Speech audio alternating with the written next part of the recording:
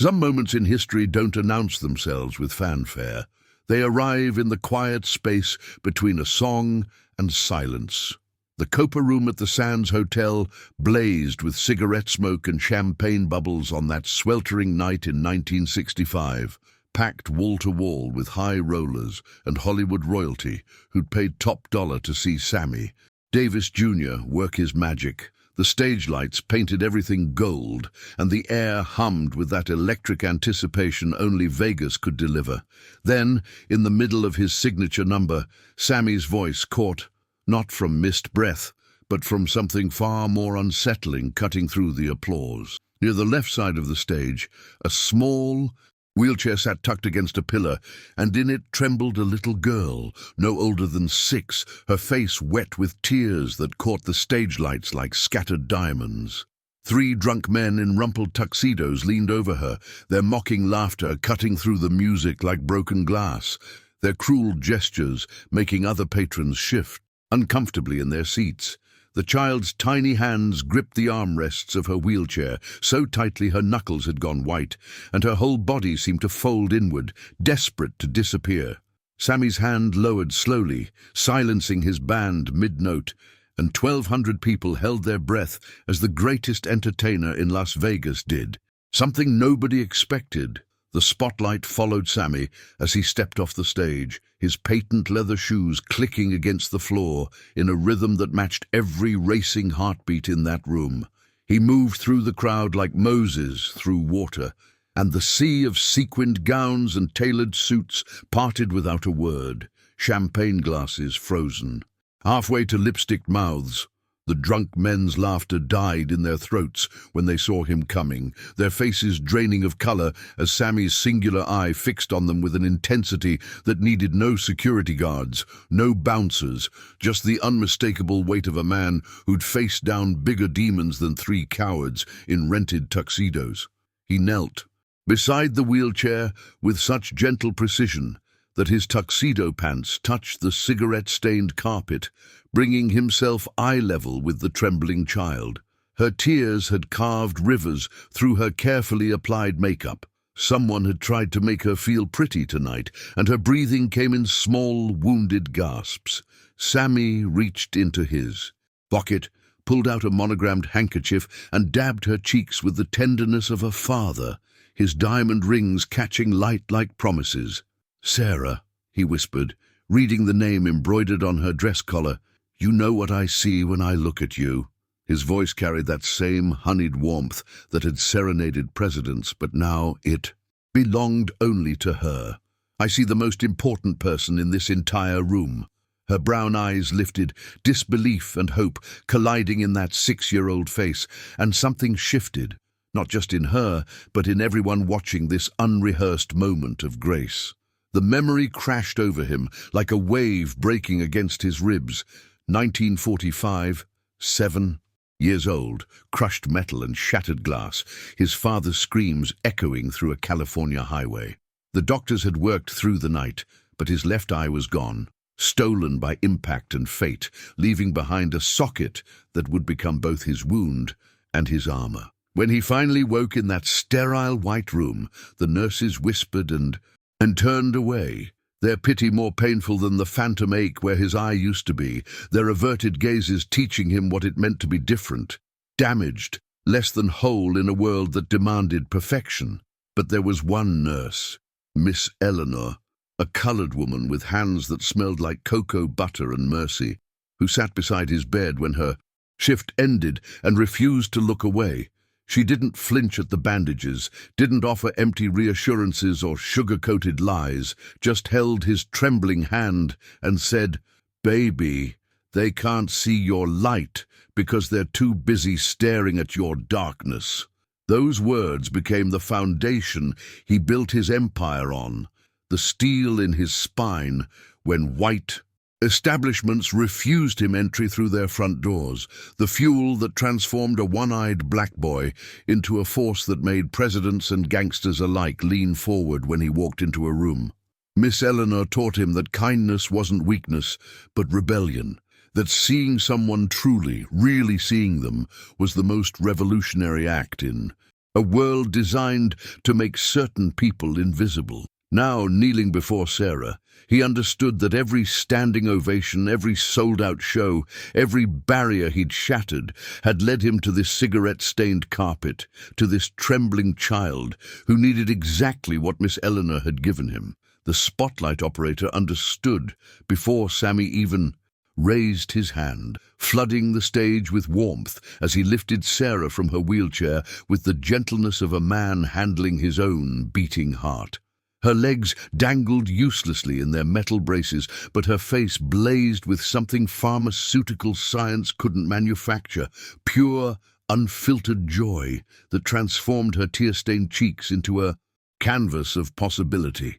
He placed her on the leather stool at center stage, adjusting the microphone stand downward while the audience held its collective breath. 1,300 people suspended between heartbreak and hope, waiting to see what magic this one-eyed wizard would conjure from suffering.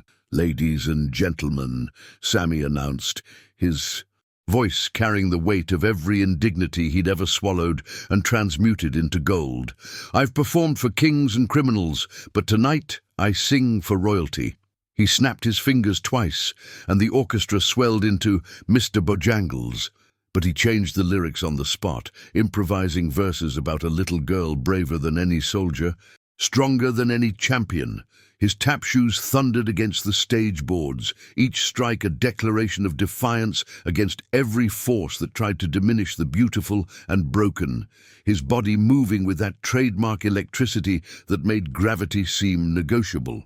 Sarah's laughter cut through the music like church bells at dawn, her small hands clapping off-beat but absolutely perfect. And when Sammy knelt beside her for the final verse, he saw Miss Eleanor's face in hers. The standing ovation began before the last note died, a sonic earthquake of redemption that shook the chandeliers and proved that sometimes the smallest acts birth the loudest revolutions. Backstage smelled of cigarettes and champagne when Sarah's mother collapsed into Sammy's arms, her carefully maintained composure shattering like dropped crystal against the concrete reality she'd been carrying alone. Her words tumbled out in broken whispers between sobs. The diagnosis delivered 6 months prior, the experimental treatments that bought borrowed time. The children who threw stones at Sarah's wheelchair, the dying wish to see Sammy Davis Jr. before the darkness came. She pressed a doctor's note into his palm with trembling fingers, the medical terminology translating to a countdown clock no parent should ever read, and Sammy felt his knees threaten betrayal as the weight of mortality pressed against his chest like a physical force. He thought of every stage door he'd been turned away from, every hotel that refused him a room despite his name blazing on their marquee, every moment the world tried to convince him he was less than human. But Sarah's mother wasn't asking for justice or equity or some abstract social reformation. She was asking for mercy measured in minutes, for her baby girl to taste dignity before the final curtain. Sammy gripped her shoulders with hands that had signed million-dollar contracts and wiped away his own blood from segregated dressing rooms, understanding that sometimes revolution happens in hospital rooms rather than headlines. Cancel everything. "Tonight," he told his manager without breaking eye contact with Sarah's mother, his voice carrying the quiet authority of a man who'd finally located his true north. The party, the press, the Hollywood people waiting at the sands. Tell them all something came up that matters more than their champagne and small talk. The dressing room emptied like smoke through an open window, hangers still swinging with abandoned tuxedos, as Sammy returned to find Sarah's family huddled together like refugees seeking shelter from a storm only they could see. He carried no entourage, no cameras, no witnesses to convert compassion into publicity, just a man whose tap shoes clicked softly against linoleum as he knelt before the wheelchair where Sarah sat trembling with residual stage fright and wonder. Her small hands still clutched the microphone he'd placed in her palms, holding it like a sacred relic that proved the last hour hadn't been fevered imagination.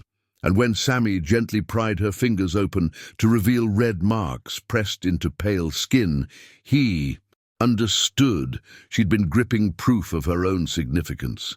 "You got good rhythm, baby girl," he whispered, pulling a chair close enough that their knees nearly touched, his one good eye studying her face with the intensity of a jeweler examining diamonds. "But those feet need proper schooling if you're gonna make any noise in this world." He began tapping a simple pattern against the floor, heel-toe combinations that spoke a language older than English, rhythm as communication for those the world tried to silence. Sarah watched his feet like they contained decoder rings to secret universes, and when she attempted her first halting response from the wheelchair's footrest, Sammy's smile could have powered the entire Vegas Strip. Hours dissolved into demonstration and laughter, Sarah's parents forgotten in the corner as they witnessed their dying daughter transformed into a student of joy rather than a patient of sorrow. Sammy showed her how his grandfather's shuffleball change survived slavery and vaudeville and Hollywood's cruel indifference, how black folks encoded survival into syncopation when words became too dangerous to speak.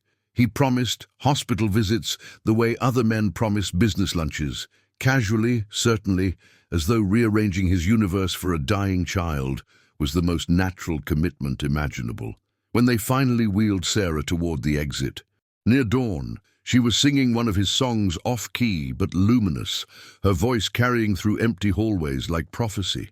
The hospital corridor became Sammy's secret chapel for 4 months, visited between Carnegie Hall and Copacabana engagements, like a pilgrim fulfilling vows more sacred than contracts. He arrived without fanfare, slipping through service entrances, while headline-hungry journalists stalked main lobbies, his arms carrying instrument cases instead of flowers because Sarah needed percussion more than pity. Other patients heard trumpet notes bleeding through ventilation systems, saxophones wailing gentle lullabies at midnight, Sammy's voice teaching call and response, in patterns that transformed sterile rooms into consecrated ground, where sick children learned their suffering contained music. Sarah's hospital space evolved into makeshift theater, medical equipment pushed aside for borrowed drum kits and portable keyboards as musicians from Sammy's orbit materialized like generous conspirators. He taught her to find rhythm in heartbeat monitors, melody in breathing tubes, showed her that bodies betraying them could still create beauty that doctors couldn't prescription or diagnosis destroy. She learned standards between transfusions, practiced vibrato during painful procedures, her voice growing stronger as her body surrendered, one system thriving while others failed like instruments dropping out of an arrangement one by one. The nursing staff stopped questioning his presence, understanding some medicine arrived without pharmaceutical approval, and they'd watch through door windows as Sammy danced beside her bed, with movements adjusted for her diminishing strength. He brought Count Basie's pianist, Ella Fitzgerald's backup singers, jazz royalty, kneeling before this small black girl that society had written off twice, once for her failing body, again for her disposable blackness. The afternoon Sarah's breathing changed. Sammy was performing matinee at the Sands, but something pulled him from the stage between sets like invisible thread connecting their hearts across desert miles. He arrived as golden hour painted her room amber, found her mother's tear-streaked face, and without hesitation took Sarah's small hand between his scarred palms. The same hands that had conquered every stage in America, now trembling with helplessness. Her eyes flickered open, recognized him through morphine fog, and she smiled with effort that required more courage than any spotlight entrance he'd ever made. "Tell me you'll remember," she whispered, voice thin as tissue paper, and Sammy leaned close enough to smell antiseptic and fading life. "Other kids, like me, they need music too." Her words carved themselves into his chest, like vows exchanged in some ancient ceremony, and he nodded fiercely, tears streaming down his face without shame, because this child had taught him vulnerability was its own kind of strength. He sang to her then, soft and low, something wordless that held every promise his breaking heart could fashion, and her fingers squeezed his palm 3 in times, their private code meaning "I love you." The machines began their terrible chorus of flatlines and alarms, but Sammy kept singing through the clinical chaos, giving her melody to carry wherever souls traveled beyond failing flesh. When her hand went still, he pressed it against his chest so she could feel his heartbeat continuing the rhythm. She'd started understanding finally that some performances weren't measured in applause, but in transformed lives, and this small girl had changed him more profoundly than any standing ovation ever could. The foundation began quietly, almost humbly, in a cramped office above Sunset Boulevard, where Sammy sat surrounded by hospital contact lists and performance schedules, building something no entertainer had attempted before. He called it Sarah's Gift, refusing every suggestion to name it after himself, and within weeks had recruited Dean Martin, Frank Sinatra, and Ella Fitzgerald to bring jazz and joy into pediatric wards across America. The first performance happened on a Tuesday morning. In Cleveland, where 12 bedridden children heard live music for the first time, their laughter echoing through antiseptic halls that had only known grief. Word spread like wildfire through the entertainment community because Sammy's passion burned too bright to ignore, his voice breaking during recruitment calls when he'd describe Sarah's final wish. He personally trained volunteers on approaching sick children with dignity rather than pity, teaching them the gentle art of bringing wonder into rooms shadowed by mortality. Every performer learned Sarah's 3-squeeze code, that silent language of love that transcended words when breath grew scarce and strength faded. Within 2 years, Sarah's Gift operated in 47 hospitals, transforming sterile rooms into stages where magic defied medicine's limitations. Sammy never missed his monthly visits, arriving with musicians and puppeteers and magicians who understood entertainment's sacred power to suspend suffering. He'd sit bedside teaching harmonies to bald-headed warriors fighting leukemia, showing them that beauty could exist even when bodies betrayed dreams. The foundation became his truest legacy, outliving his films and recordings, because Sarah had revealed what mattered beyond fame's glittering surface, that one child's dignity honored could ripple outward infinitely, touching thousands of tomorrows. Today, in hospitals spanning 6 continents, performers step into pediatric wings, carrying Sarah's 3-squeeze promise, continuing what began with one broken-hearted entertainer who refused to let a dying girl's wish fade into silence. Margaret Chen, now 92 years old, sits in her Los Angeles apartment surrounded by faded photographs and opens the final letter Sammy wrote 3 days before his own death, his shaking handwriting promising that Sarah's name would echo through generations of healing. She reads aloud how he described their daughter as his greatest teacher, the 6-year-old who showed him that stardom meant nothing unless it served love's highest purpose, that every spotlight existed to illuminate someone else's darkness. The foundation Sammy built now reaches over 2 million children annually, transforming hospital corridors into theaters where sick kids become audiences worthy of Broadway's finest, where dignity defeats disease's dehumanizing grip. Performers worldwide speak his name with reverence because he proved entertainment could transcend commerce, becoming medicine for souls the body had abandoned. Sarah's 3 squeezes, "I love you," now translate into 47 languages, whispered between artists and children facing tomorrow's uncertainty with today's courage. Margaret holds that yellowed letter against her heart, Sammy's words bleeding through time, like music through walls, reminding her that grief transformed into purpose never truly dies. She sees Sarah in every child's smile, captured in foundation newsletters, hears her daughter's laughter in reports of healing moments, feels her spirit continuing through strangers who learned compassion from one entertainer's unbreakable promise. The letter ends with Sammy's signature phrase, the one he whispered to Sarah that first night, the words that changed everything. What would you sacrifice to give one person hope? Subscribe to witness more stories where compassion changes everything.